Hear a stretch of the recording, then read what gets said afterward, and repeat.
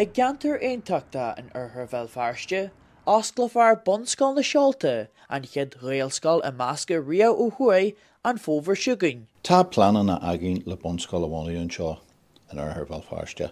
A hánig sin as an tionscadal a bhí agin beidir os imid ar 3 bliain ó hen, bhain imid níoscoil. So tá níoscoil in Oirthear Bhéal Feirtse inis, agus an chéad cheam eile ar nóid na bunscoil tá rachar tón hí na teismithirí géirí áin bunscoil bhí siad géirí a chuid páistí a chur ag bunscoil in Oirthear Bhéal Feirtse, bunscoil inmeasctha.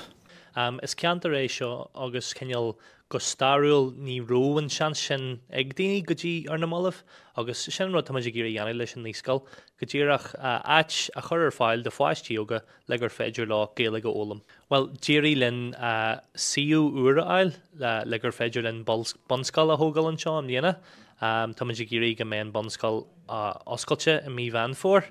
Tá go leor daoine an sa tír seo agus cinneal is as cúlra difriúla iad, ach margheallar an cinneal star achrannach a bhí ó gin an seo sa tuaisceart, ní bhíon an dá phobal sin a gcónaí ag meascúil le chéile, agus mar sin de tugann seo deis de gine chat le chéile agus go bánas a rudí ó ólam fan tíhile mar a deartha nó cinneal rudí ó ólam fan na cúlraí difriúla a taig na daoine an seo, agus sínam gur go bhfuil an scáil agus an níoscoil go le chodúile sin go mór.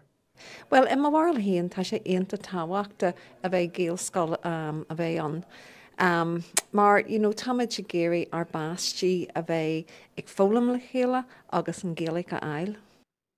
Joseph Mackey, Nuacht Cúla4, Oirthear Bhéal Feirtse.